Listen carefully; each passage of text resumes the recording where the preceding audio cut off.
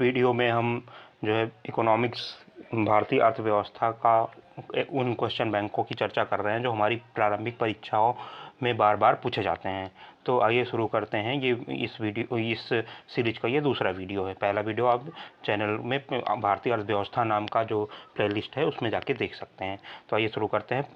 भारत में सामुदायिक विकास कार्यक्रम कब प्रारंभ हुआ था? 2 अक्टूबर 1952 को भारत में सामुदायिक विकास कार्यक्रम प्रारंभ हुआ था। वित्तीय वर्ष की अवधि क्या है? तो 1 अप्रैल से 31 मार्च जो है वित्तीय वर्ष की अवधि होती है। प्रथम वित्त आयोग का गठन कब किया गया? तो 1951 में प्रथम वित्त आयोग का गठन किया गया। वित्त आयोग का मुख्य कार्य क्या है? तो केंद्र और राज्यों के बीच राजस्व का बंटवारा करना ये वित्त आयोग का कार्य है। और भारतीय संविधान के किस अनुच्छेद में है? तो 380 अनुच्छेद में इसका जो है उल्लेख किया गया है। 7वें वेतन आयोग का गठन कब किया गया? तो फरवरी 2014 को 7वें वेतन आयोग का गठन किया गया। 7वें वेतन आयोग के अध्यक्ष कौन थे? तो अशोक कुमार माथुर जो है 7वें वेतन आयोग के अध्यक्ष थे। योजना आयोग द्वारा इंडिया विजन 2030 का दस्तावेज प्रस्तुत किया गया। तो 23 जनवरी 2003 को श्यामा प्रसाद गुप्ता की अध्यक्षता में योजना आयोग द्वारा इंडिया विजन 2020 का दस्तावेज प्रस्तुत किया गया था। भारत में सर्वप्रथम आर्थिक नियोजन से संबंधित विचार किसने दिया था? तो एम विश्वेश्वरैया ने 1934 में सर्वप्रथम भारत में आर्थिक नियोजन संबंधित जो है विचार दिया था। भारत के लिए नियोजित अर्थव्यवस्था planned India economy for India की पुस्तक किसने लिखा है? तो एम विश्वेश्वरैया ने 1934 में लिखा है। भारत के आधुनिक नियोजन के प्रणेता कहा जाता है तो किसे कहा जाता है? तो एम विश्वेश्वरैया को भारत के आधुनिक नियोजन का प्रणेता कहा जाता है। गांधी योजना को किसने तैयार किया था? श्री मन नारायण ने 1934 में गांधी योजना की शुरुआत की थी। बॉम्बे प्लान 15 वर्षीय योजना लागू किया था। तो 1944 में 8 उद्योगपतियों द्वारा बॉम्बे प्लान लागू किया गया था। जन योजना पीपुल्स प्लान निर्मित की गई थी। तो M.N. राय द्वारा अप्रैल 1945 में जन योजना निर्मित की गई थी। सर्वोदय योजना को प्रस्तुत किया गया था। तो जयप्रकाश नारायण द्वारा किसने प्रस्तुत किया था? जयप्रकाश नारायण ने जनवरी 1950 में सर्वोदय योजना प्रस्तुत किया था। राष्ट्रीय योजना समिति की स्थापना कब की गई थी? तो 1938 में राष्ट्रीय योजना समिति की स्थापना की गई थी। योजना आयोग का गठन कब किया गया था? तो 15 मार्च 1950 में योजना आयोग का गठन किया गया था। योजना आयोग संस्था थी। तो जो योजना आयोग है वो एक गैर संवैधानिक संस्था थी। इसे जो है 1 जनवरी 2015 को इसका नाम परिवर्तित करके नीति आयोग कर दिया गया है और कई सारे सुधार किए गए हैं। चलिए आगे देखते हैं। योजना आयोग के पहले योजना आयोग का अध्यक्ष कौन होता था? तो जो प्रधानमंत्री है ये योजना आयोग का प्रधान अध्यक्ष होता है। योजना आयोग के प्रथम अध्यक्ष और उपाध्यक्ष, तो जाहिर सी बात है प्रथम अध्यक्ष जवाहरलाल नेहरू होंगे और उपाध्यक्ष कौन है? गुलजारी लाल नंदा है। योजना आयोग के अंतिम अध्यक्ष और उपाध्यक्ष, तो अंतिम अध्यक्ष कौन थे? नरेंद्र मोदी थे और उपाध्यक्ष कौन थे? मोंटेक सिंह आलूवालिया थे। योजना आयोग के स्थान पर किस नई संस्था का गठन हुआ है? तो NITI Aayog national institute for transforming India NITI Aayog का गठन हुआ है। नीति आयोग राष्ट्रीय भारतीय परिवर्तन संस्थान national institute for transforming India कब अस्तित्व में आई है? तो 1 जनवरी 2015 को अस्तित्व में आई है। नीति आयोग का अध्यक्ष कौन होता है? तो योजना आयोग के भांति प्रधानमंत्री नीति आयोग का अध्यक्ष होता है। पंचवर्षीय योजना बनाने की जिम्मेदारी किसे है? तो नीति आयोग को है। ठीक है। नीति आयोग के प्रथम अध्यक्ष और उपाध्यक्ष कौन थे? तो प्रथम अध्यक्ष थे जो है इसके नरेंद्र मोदी और उपाध्यक्ष कौन थे? अरविंद पनगरिया। नीति आयोग संस्था है तो ये नीति आयोग गैर संवैधानिक और परामर्शदायी संस्था है। ठीक है। नीति आयोग जो है गैर संवैधानिक और परामर्शदायी संस्था है। पंचवर्षीय योजना के प्रारूप का अनुमोदन तथा अंतिम स्वीकृति प्रदान करता है। तो राष्ट्रीय विकास परिषद द्वारा पंचवर्षीय योजना के प्रारूप का अनुमोदन और अंतिम स्वीकृति प्रदान की जाती है। राष्ट्रीय विकास परिषद का गठन कब हुआ था? तो 6 अगस्त 1952 को राष्ट्रीय विकास परिषद का गठन हुआ था। राष्ट्रीय विकास परिषद का अध्यक्ष कौन होता है? तो प्रधानमंत्री राष्ट्रीय विकास अध्यक्ष का जो है अध्यक्ष होता है। सुपर कैबिनेट के रूप में किसे जाना जाता है? तो राष्ट्रीय विकास परिषद को सुपर कैबिनेट के रूप में जाना जाता है। एनडीसी एक संस्था है तो गैर संवैधानिक है, जैसा कि नीति आयोग या योजना आयोग थी। ठीक है। नियोजन का तात्पर्य है आर्थिक नियोजन से। ठीक है। नियोजन का सर्वप्रथम प्रारंभ किस देश में किया गया? तो रूस में किया गया। आर्थिक नियोजन विषय है कौन सी सूची का विषय है? तो समवर्ती सूची का विषय है आर्थिक नियोजन। आर्थिक नियोजन संबंधित है तो आर्थिक नियोजन जो किस सूची से संबंधित है? 7वीं अनुसूची से संबंधित है। नियोजित आर्थिक विकास का शुभारंभ कब किया गया? तो 1951 में नियोजित आर्थिक विकास का शुभारंभ किया गया। भारत में पंचवर्षीय योजनाओं को क्रियान्वयन का दायित्व किसे है? केंद्र और राज्य सरकार पर पंचवर्षीय योजनाओं के क्रियान्वयन का दायित्व है। भारत में पंचवर्षीय योजनाएं प्रेरित हैं तो किस देश से प्रेरित हैं? रूस से प्रेरित हैं। भारत में जो पंचवर्षीय योजनाएं हैं वो रूस देश से। प्रथम पंचवर्षीय योजना 1951 से 56 आधारित थी। तो हेराल्ड डोमल किस मॉडल पर आधारित थी? तो प्रथम पंचवर्षीय योजना जिसका कार्यकाल जो 1951 से 56 के बीच लागू की गई थी, उसका जो है हेराल्ड डोमल मॉडल पर आधारित थी। ठीक है, आगे चलते हैं। प्रथम पंचवर्षीय योजना का कुल मुख्य उद्देश्य क्या था? तो कृषि विकास जो है प्रथम पंचवर्षीय योजना का मुख्य उद्देश्य था।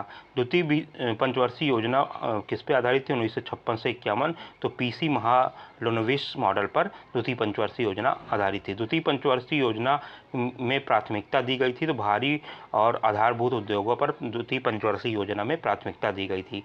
द्वितीय पंचवर्षीय योजना में राउरकेला उड़ीसा, ठीक है, भिलाई छत्तीसगढ़, दुर्गापुर पश्चिम बंगाल में इस्पात कारखाने स्थापित किए गए थे। तो कौन सी द्वितीय पंचवर्षीय योजना में कहाँ कहाँ किए गए थे? राउरकेला जो कि उड़ीसा में है, भिलाई जो कि छत्तीसगढ़ में है और दुर्गापुर जो कि पश्चिम बंगाल में है, इस्पात कारखाने की स्थापना की गई थी। तृतीय पंचवर्षीय योजना 1961 से 66 आधारित थी तो सैंडी चक्रवर्ती महालनोबिस मॉडल पर आधारित थी। तृतीय पंचवर्षीय योजना की प्राथमिकता दी गई। तृतीय पंचवर्षीय योजना में किस बात पर प्राथमिकता दी गई? तो अर्थव्यवस्था को आत्मनिर्भर बनाने पर तृतीय पंचवर्षीय योजना में प्राथमिकता दी गई। अब तक की सबसे असफल योजना कौन सी है? तो तृतीय है, क्योंकि इसी समय जो है सूखा आया था और जो है अकाल पड़ा था और जो है चाइना और पाकिस्तान का युद्ध भी हुआ था। ठीक। तृतीय पंचवर्षीय योजना की असफलता के कारण क्या हैं? तो भारत पाक युद्ध 1965, भारत चीन युद्ध 1962 और भयंकर अकाल। ठीक है। 1964 में बोकारो स्टील प्लांट की स्थापना की गई थी। तो किस पंचवर्षीय योजना में की गई? तृतीय पंचवर्षीय योजना काल में जो है बोकारो में 1964 में स्टील प्लांट की स्थापना की गई। 3 वार्षिक योजना की संज्ञा दी जाती है तो योजना अवकाश 66 से 69 के बीच जो योजना अवकाश था उसे 3 वर्षीय योजनाओं की संज्ञा दी जाती है। योजना अवकाश की अवधि थी तो 1966 से 1969 के बीच योजना अवकाश की अवधि थी। चतुर्थ योजना की अवधि थी तो 1959 से 74 के बीच चतुर्थ योजना की अवधि थी। चतुर्थ पंचवर्षीय योजना किस पे आधारित थी? तो DR गाडगिल मॉडल पर चतुर्थ पंचवर्षीय योजना आधारित थी। गाडगिल योजना कहलाता है तो गाडगिल योजना चतुर्थ योजना जो पंचवर्षीय योजना को गाडगिल योजना भी कहते हैं। चतुर्थ पंचवर्षीय योजना का मुख्य उद्देश्य क्या था? तो स्थिरता के साथ आर्थिक विकास जो है ये चतुर्थ पंचवर्षीय योजना का मुख्य उद्देश्य था। 14 बैंकों का राष्ट्रीयकरण किया गया था तो चतुर्थ पंचवर्षीय योजना के काल में किया गया था 1969 में। भारत में सर्वप्रथम परिवार नियोजन कार्यक्रम कब शुरू किया गया था? तो 1952 में भारत में परिवार नियोजन कार्यक्रम शुरू किया गया था। 5वीं पंचवर्षीय योजना का काल क्या था? तो 1974 से 1978 जो है 5वीं पंचवर्षीय योजना का काल था। 5वीं पंचवर्षीय योजना का मॉडल किसने तैयार किया था? तो DP धर ने जो है 5वीं पंचवर्षीय योजना मॉडल को तैयार किया था। 5वीं पंचवर्षीय योजना का मुख्य उद्देश्य क्या है? तो निर्धनता उन्मूलन और आर्थिक निर्भरता जो है 5वीं पंचवर्षीय योजना का मूल उद्देश्य है। 5वीं पंचवर्षीय योजना का मूल उद्देश्य क्या था? निर्धनता उन्मूलन और आर्थिक आत्मनिर्भरता। 4 वर्ष की पंचवर्षीय योजना थी तो 5वीं पंचवर्षीय योजना एक वर्ष पहले ही समाप्त कर दी गई थी, अर्थात 4 वर्ष की जो पंचवर्षीय योजना कौन सी थी? तो 5वीं पंचवर्षीय योजना थी। इंदिरा गांधी द्वारा गरीबी हटाओ तथा निर्धनता उन्मूलन नारा दिया गया था तो 5वीं पंचवर्षीय योजना काल में इंदिरा गांधी द्वारा गरीबी हटाओ या निर्धनता उन्मूलन का नारा दिया गया था। काम के बदले अनाज 1977-78 कार्यक्रम शुरू किया गया था तो 5वीं पंचवर्षीय योजना में काम के बदले अनाज जो है 1977-78 में कार्यक्रम शुरू किया गया था। 1975 में इंदिरा गांधी द्वारा 20 सूत्री कार्यक्रम का शुभारंभ किया गया था। तो ये किस पंचवर्षीय योजना काल में हुआ था? तो ये 5वीं पंचवर्षीय योजना काल में हुआ था। 2 अक्टूबर 1975 को क्षेत्रीय ग्रामीण बैंकों की स्थापना की गई थी। 5वीं पंचवर्षीय योजना में 2 अक्टूबर 1975 को क्षेत्रीय ग्रामीण बैंकों की स्थापना की गई थी। 1974 में राष्ट्रीय न्यूनतम आवश्यकता कार्यक्रम लागू किया गया था। तो 5वीं पंचवर्षीय योजना में 1974 में राष्ट्रीय न्यूनतम आवश्यकता कार्यक्रम को लागू किया गया था। अनवरत योजना रोलिंग प्लान का कार्यकाल था। तो 78 से 80 5वीं योजना के बाद, 5वीं योजना के बाद जो है रोलिंग प्लान या जो अनवरत योजना है उसका जो है काल था। अनवरत योजना देन थी। तो गुरनार मिर्डल की जो है ये अनवरत योजना देन थी। अनवरत योजना के प्रतिपादक कौन थे? तो रेगनर फ्रिस जो है अनवरत योजना के प्रतिपादक थे। अनवरत योजना किस पे आधारित थी? तो गांधीवादी मॉडल पे अनवरत योजना आधारित थी। नाबार्ड की स्थापना 2 जुलाई 1982 को हुई थी। तो ये किस पंचवर्षीय काल में हुई थी? तो ये छठी पंचवर्षीय काल में शिवरामन समिति की सिफारिश पर 12 जुलाई 1982 में हुई थी। ठीक है, नाबार्ड की स्थापना किस समिति की सिफारिश पे हुई है? तो शिवरमन समिति। ये बार बार पूछा जाता है परीक्षाओं में, इसको अब याद कर लीजिएगा। छठी पंचवर्षीय योजना काल में जो है नाबार्ड की स्थापना हुई थी। छठी पंचवर्षीय योजना आधारित थी तो आगत और निर्गत मॉडल पर आधारित थी छठी पंचवर्षीय योजना। छठी पंचवर्षीय योजना का मुख्य उद्देश्य क्या था? तो रोजगार सृजन और गरीबी निवारण। छठी पंचवर्षीय योजना का मुख्य उद्देश्य क्या है? रोजगार सृजन और गरीबी निवारण। बेरोजगारी उन्मूलन से संबंधित जो ये IRDP, NREP, ट्राइसेम, ड्वाक्रा और RELGP कार्यक्रम लागू किया गया। तो छठी पंचवर्षीय योजना में ये सारी योजनाएं लागू की गई थी। राष्ट्रीय ग्रामीण रोजगार योजना कब प्रारंभ की गई? तो ये छठी योजना काल में राष्ट्रीय ग्रामीण रोजगार योजना प्रारंभ की गई थी। 7वीं योजना काल की अवधि थी तो 1985 से 90 के बीच जो है 7वीं पंचवर्षीय योजना 1985 से 90 के बीच में 7वीं योजना काल की अवधि थी। इंदिरा आवास योजना 1985 से 86 और जवाहर रोजगार योजना 1 अप्रैल 1989 किस पंचवर्षीय योजना में प्रारंभ की गई थी? तो 7वीं पंचवर्षीय योजना में प्रारंभ की गई थी। नेहरू रोजगार योजना, ठीक है, नेहरू रोजगार योजना 1989 प्रारंभ हुआ था। तो 7वीं पंचवर्षीय योजना काल में जो है नेहरू रोजगार योजना प्रारंभ हुआ था। 8वीं पंचवर्षीय योजना 1992 से 1997 मॉडल किसने तैयार किया था? तो जॉन W मिलर ने जो है 8वीं पंचवर्षीय योजना को तैयार किया था। 8वीं पंचवर्षीय योजना का मुख्य उद्देश्य क्या था? तो मानव संसाधन का विकास जो है 8वीं पंचवर्षीय योजना का मुख्य उद्देश्य था। महिला समृद्धि योजना 2 अक्टूबर 1993 को प्रारंभ हुआ था। ये किसी पंचवर्षीय योजना काल में शुरू हुआ था। तो 8वीं पंचवर्षीय योजना काल में महिला समृद्धि योजना प्रारंभ हुआ था। प्रधानमंत्री रोजगार योजना की शुरुआत कब की गई थी? तो 15 अगस्त 1993 को 8वीं पंचवर्षीय योजना काल में शुरुआत की गई थी। किसकी? प्रधानमंत्री रोजगार योजना की। आगत निर्गत मॉडल पर आधारित 9वीं योजना 1997 से 2002 का उद्देश्य था सामाजिक न्याय और समानता के साथ आर्थिक विकास।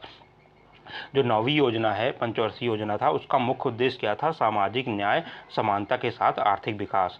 10वीं पंचवर्षीय योजना का काल क्या है? 2000 से 2007 जो है 10वीं पंचवर्षीय योजना का काल था। इसका मुख्य उद्देश्य 10वीं पंचवर्षीय योजना का मुख्य उद्देश्य था देश में गरीबी और बेरोजगारी समाप्त करना। अब तक की सबसे सफल और सबसे विकास दर वाली योजना थी। तो 10वीं पंचवर्षीय योजना अब तक की सबसे सफल और विकास दर वाली योजना थी। और सबसे असफल पंचवर्षीय योजना कौन सी थी? तीसरी पंचवर्षीय योजना सबसे असफल पंचवर्षीय योजना थी। 10वीं योजना में विकास दर लक्ष्य और प्राप्ति लक्ष्य था। तो 8% का विकास दर लक्ष्य रखा था गया था और 7.6% जो है प्राप्ति हुई थी। 11वीं पंचवर्षीय योजना का अवधि थी तो 2007 से 2012 जो है 11वीं पंचवर्षीय योजना की अवधि थी। 11वीं पंचवर्षीय योजना का मुख्य लक्ष्य क्या था? तो तीव्र और समावेशी विकास जो है 11वीं पंचवर्षीय योजना का मुख्य लक्ष्य था। 12वीं पंचवर्षीय योजना की अवधि थी क्या थी? तो 2012 से 2017 जो है 12वीं पंचवर्षीय योजना की अवधि थी। 12वीं पंचवर्षीय योजना का मुख्य उद्देश्य था तो तीव्र, संपोषणी और अधिक समावेशी विकास जो है 12वीं पंचवर्षीय योजना का जो है मुख्य उद्देश्य था, जो अभी भी परीक्षाओं में बार बार पूछा जाता है। ठीक है, 12वीं पंचवर्षीय योजना का आर्थिक वृद्धि दर लक्ष्य और प्राप्ति लक्ष्य क्या था? तो 8% जो है आर्थिक वृद्धि दर लक्ष्य था और 7.6% जो है प्राप्ति लक्ष्य था। नई आर्थिक नीति 1991 के दौरान भारत के वित्त मंत्री कौन थे? तो मनमोहन सिंह जो है नई आर्थिक नीति 1991 के दौरान भारत के वित्त मंत्री थे। भारतीय अर्थव्यवस्था के उदारीकरण के अग्रदूत किसे कहा जाता है? तो मनमोहन सिंह को भारतीय अर्थव्यवस्था के उदारीकरण का अग्रदूत कहा जाता है। ट्राइसेम ग्रामीण युवाओं हेतु स्वरोजगार प्रशिक्षण योजना की शुरुआत हुई थी। तो 15 अगस्त 1979 में ट्राइसेम की शुरुआत हुई थी। ग्रामीण क्षेत्रों में महिला और बाल विकास कार्य ड्वाक्रा प्रारंभ हुआ था। कब प्रारंभ हुआ था? 1982 में जो है ग्रामीण क्षेत्रों के लिए महिला और बाल विकास कार्य प्रारंभ हुआ था। राष्ट्रीय ग्रामीण रोजगार योजना की शुरुआत हुई थी। कब हुई थी? तो 1980 में राष्ट्रीय ग्रामीण रोजगार योजना की शुरुआत हुई थी। संपूर्ण ग्रामीण रोजगार योजना का शुभारंभ हुआ कब हुआ था? तो 15 सितंबर 2001 को संपूर्ण ग्रामीण रोजगार योजना का शुभारंभ हुआ था। जवाहर ग्राम समृद्धि योजना का आरंभ कब हुआ था? तो 1 अप्रैल 1999 को जवाहर ग्राम समृद्धि योजना का शुरुआत हुआ था। सर्व शिक्षा अभियान और प्रधानमंत्री ग्रामोदय योजना की शुरुआत कब हुई थी? तो 2001 में जो है सर्व शिक्षा अभियान और प्रधानमंत्री ग्रामोदय योजना की शुरुआत हुई थी। जल प्रबंधन के लिए हरियाली योजना का शुभारंभ कब किया गया था? तो 27 जनवरी 2003 को जल प्रबंधन के लिए हरियाली योजना का शुभारंभ किया गया था। कृषक बीमा आय योजना का प्रारंभ कब किया गया था? 2003-2004 में कृषक बीमा आय योजना का प्रारंभ किया गया था। स्वजल धारा कार्यक्रम कब प्रारंभ किया गया था? दिसंबर 2002 में स्वजल धारा कार्यक्रम की शुरुआत की गई थी। प्रधानमंत्री ग्राम सड़क योजना कब प्रारंभ की गई थी? दिसंबर 2000 में प्रधानमंत्री ग्राम सड़क योजना प्रारंभ की गई थी। इंदिरा आवास योजना कब प्रारंभ की गई थी? तो 1985-86 में इंदिरा आवास योजना प्रारंभ की गई थी। प्रधानमंत्री रोजगार सृजन कार्यक्रम कब प्रारंभ किया गया है? तो 15 अगस्त 2008 से जो है प्रधानमंत्री रोजगार सृजन कार्यक्रम प्रारंभ किया गया है। कारपट का गठन हुआ था कब हुआ था? तो 1 सितंबर 1986 में कारपट का गठन हुआ है, जिसका मुख्यालय कहाँ पे है? नई दिल्ली में है।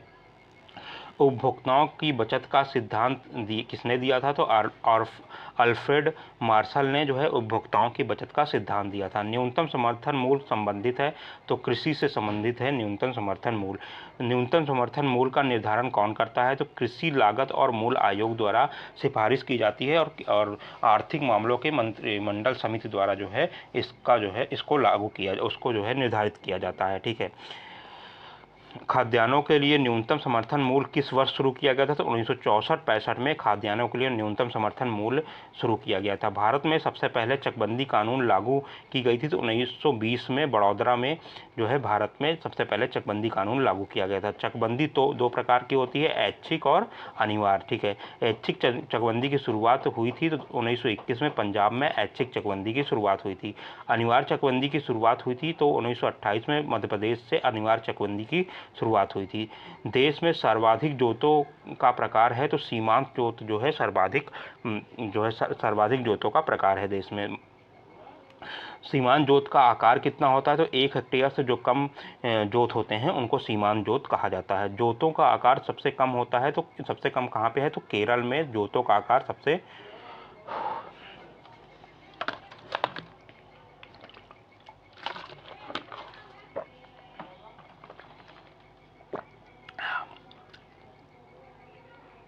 केरल में जोतों का आकार सबसे कम है। जोतों का आकार सर्वाधिक कहाँ पे है? तो राजस्थान में जोतों का आकार सर्वाधिक है। कृषि वर्ष माना जाता है तो 1 जुलाई से 30 जून तक कृषि वर्ष माना जाता है और वित्तीय वर्ष जो है कब माना जाता है? 1 अप्रैल से 31 मार्च तक माना जाता है। ठीक है, चलिए आगे देखते हैं। फसल बीमा योजना का शुभारंभ कब किया गया था? तो 1985 में फसल बीमा योजना का शुभारंभ गया था। भारत में प्रथम कृषि जनगणना कब की गई है? तो 1970-71 में भारत में प्रथम कृषि जनगणना की गई है। कृषि को उद्योग का दर्जा देने वाला पहला राज्य कौन है? तो महाराष्ट्र जो है कृषि को उद्योग का दर्जा देने वाला पहला राज्य है। भारत में कृषि को वित्त प्रदान करने वाली सर्वोच्च संस्था कौन सी है? तो नाबार्ड जो है, जिसकी स्थापना 1982 में हुई थी शिवरमन समिति के सिफारिश पर। वो जो है नाबार्ड जो है भारत में कृषि में वित्त प्रदान करने वाला सर्वोच्च संस्था है। हरित क्रांति शब्द का सर्वप्रथम प्रयोगकर्ता थे तो विलियम गार्ड जो है हरित क्रांति के सर्वप्रथम प्रयोगकर्ता थे। हरित क्रांति की शुरुआत कब की गई है? तो 1967-68 में हरित क्रांति की शुरुआत की गई है। भारत में हरित क्रांति के जन्मदाता किसे माना जाता है? तो MS स्वामीनाथन को भारत में हरित क्रांति का जन्मदाता माना जाता है। हरित क्रांति को विश्व स्तरीय विश्व स्तरीय जनक माना जाता है, मतलब विश्व स्तर पर हरित क्रांति का जनक किन्हें माना जाता है? तो डॉक्टर नॉर्मन बोरलॉग को विश्व स्तर पर हरित क्रांति का जनक माना जाता है। कृषि क्रांति का सबसे प्रभावित फसल कौन सी है? तो गेहूं जो है हरित क्रांति की सबसे ज़्यादा प्रभावित फसल है। मतलब सबसे ज़्यादा लाभान्वित कौन सी फसल हुई थी हरित क्रांति से? तो गेहूं हुई थी। हरित क्रांति के समय भारत का केंद्रीय खाद्य और कृषि मंत्री कौन थे? तो CS सुब्रमण्यम जो है भारत के हरित क्रांति के समय केंद्रीय खाद्य और कृषि मंत्री थे। हरित क्रांति के जनक देश कौन सा है? तो फिलीपींस जो है हरित क्रांति का जनक देश है। सर्वप्रथम हरित क्रांति आई थी तो भारत में सर्वप्रथम पंजाब में हरित क्रांति आई थी। पीली क्रांति किससे संबंधित है? तिलहन से पीली क्रांति संबंधित है। भूरी क्रांति जो है उर्वरक उत्पादन से संबंधित है। लाल क्रांति जो है मांस और टमाटर उत्पादन से संबंधित है। गुलाबी क्रांति जो है झींगा उत्पादन से संबंधित है। श्वेत क्रांति जो है दूध उत्पादन से संबंधित है। रजत क्रांति अंडा उत्पादन से संबंधित है। बादामी क्रांति मसाला उत्पादन से संबंधित है। गोल क्रांति आलू उत्पादन से संबंधित है। नीली क्रांति मत्स्य पालन से संबंधित है। कृष्ण क्रांति पेट्रोलियम से संबंधित है। ब्राउन क्रांति गैर परंपरागत ऊर्जा से संबंधित है। सुनहरी क्रांति फल उत्पादन से संबंधित है। और सभी क्रांतियों का सम्मिलन है कौन सी? इंद्रधनुषी क्रांति। ठीक है। प्रत्यक्ष कर के अंतर्गत कौन कौन से कर आते हैं? तो आयकर, संपत्ति कर, निगम कर, मृत्यु कर, भू राजस्व कर, उपहार कर, ये प्रत्यक्ष कर के अंतर्गत आते हैं।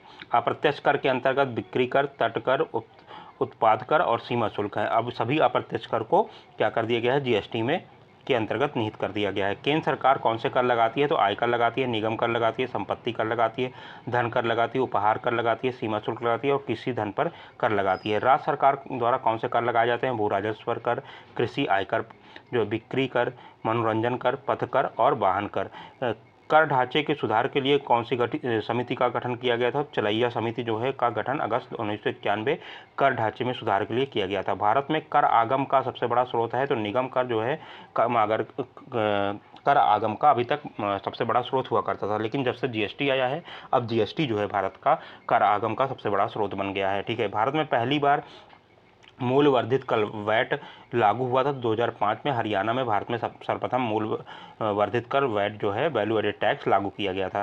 संशोधित मूल्य वर्धित कर मोड वैट संबंधित है तो उत्पाद कर से संबंधित है। सेन वैट संबंधित है तो केंद्रीय उत्पाद शुल्क से सेन वैट का संबंध है। सर्विस टैक्स लेता है तो आयकर विभाग जो है सर्विस टैक्स लेता है। भारत में GST goods and services tax कब लागू किया गया है? तो 1 जुलाई 2017 से भारत में GST को लागू कर दिया गया है। GST का क्या है? एक अप्रत्यक्ष और गंतव्य आधारित जो है कर है।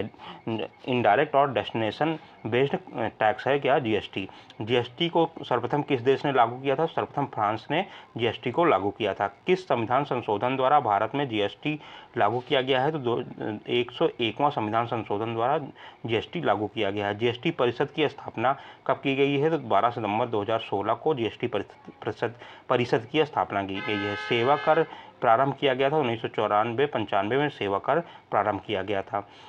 रेखा समिति गठित की गई थी। अप्रत्यक्ष कर में सुधार के लिए रेखा समिति का गठन किया गया था। वंचू समिति संबंधित है तो अप्रत्यक्ष कर की जांच के लिए वंचू समिति जो है वंचू समिति किससे कौन से प्रत्यक्ष कर जांच से संबंधित है? वंचू समिति। ठीक है। ठीक है। अभी इस जो है ये यहीं पे हम जो है अर्थव्यवस्था का जो ये दूसरा लेक्चर है यहीं समाप्त करते हैं। अगले लेक्चर में हम जो आगे की महत्वपूर्ण जो टॉपिक हैं जो हमारी परीक्षा में बार बार पूछे जाते हैं उस पर चर्चा करेंगे। धन्यवाद साथियों। अगर आपको वीडियो अच्छा लगा हो तो वीडियो को लाइक करिएगा और चैनल को सब्सक्राइब करिएगा। धन्यवाद साथियों।